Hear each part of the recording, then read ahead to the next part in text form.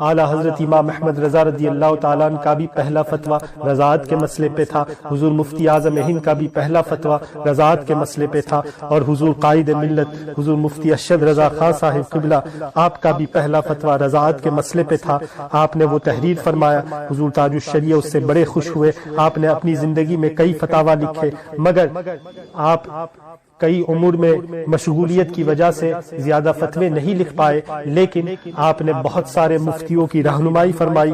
آپ کو حضور تاج الشریعہ نے اپنی ہی حیات میں خلیفہ بھی بنایا اور اپنا وکیل بھی بنایا کہ حضور تاج الشریعہ کے پاس آپ نہ پہنچ پائے تو حضور قائد ملت کے پاس پہنچ جائے، کہ ان کا ہاتھ حضور تاج الشریعہ ہی کا ہاتھ ہے، آپ کی زبان حضور تاج الشریعہ ہی کی زبان ہے۔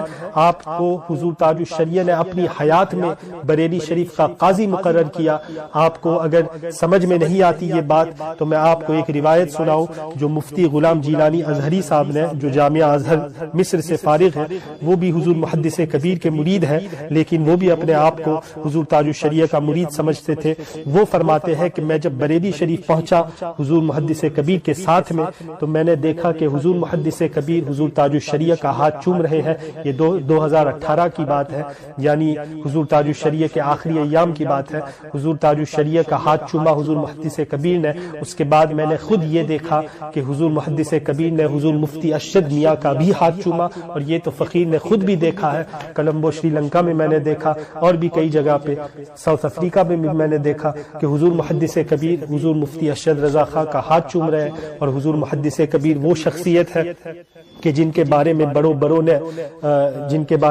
بڑوں نے خوشخبریاں دی ہے، اور حضور مفتی زبید یمن کے مفتی حنفیہ، انہوں نے یہ فرمایا جب حضور محدث کبیر کے ساتھ ایک مرتبہ سفر کیا آپ نے دلی سے بریلی کا، تو مفتی زبید مفتی حنفیہ ان کا یہ فرمانا ہے کہ مشارق و مغارب کا میں نے سفر کیا، لیکن میں نے محدث کبیر مفتی ضیاء المصطفیٰ کی طرح کسی صوفی زمانہ کو کبھی نہیں دیکھا۔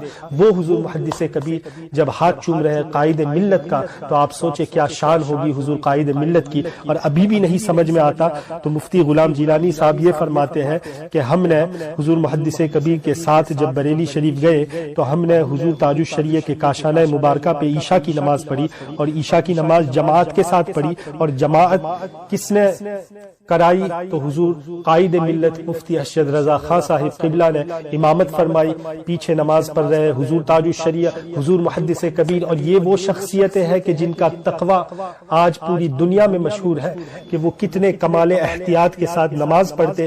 نماز پڑھنے والے بہت ہیں جن کو اپنی نماز کی پرواہ نہیں ہوتی، وہ کسی کے بھی پیچھے نماز پڑھ لیتے ہیں، لیکن یہ دو ایسی شخصیتیں ہیں کہ جن کو اپنی نماز کے بارے میں زیادہ خیال رہتا ہے۔ وہ صاحب تقوی حضرات ہیں کہ جو اپنے امام کے بارے میں 100 مرتبہ سوچیں گے کہ کیا میری نماز اس کے پیچھے قبول ہوگی یا نہیں۔ تو جب مفتی ارشد رضا خان کے پیچھے حضور تاج الشریعہ نماز پڑھ رہے ہیں، حضور محدث کبیر نماز پڑھ رہے ہیں، تو عقل مند کو اسی سے سمجھ جانا چاہیے کہ حضور قائد ملت کی کیا شان ہے۔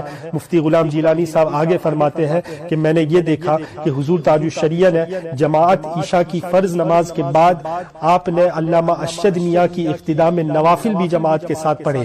سبحان اللہ، نوافل اور سنن بھی حضور تاج الشریعہ نے جماعت کے ساتھ مفتی ارشد رضا خان کے پیچھے پڑھے۔ تو یہ تو ایک مرتبہ کا واقعہ ہے جب وہ موجود تھے، اور حقیقت تو یہ ہوگی کہ ہر روز یہی حال ہوتا کہ حضور تاج الشریعہ اپنی نوافل بھی مفتی ارشد رضا خان کی اقتداء میں پڑھتے تھے۔ تو آپ سوچے کتنا اعتماد ہوگا۔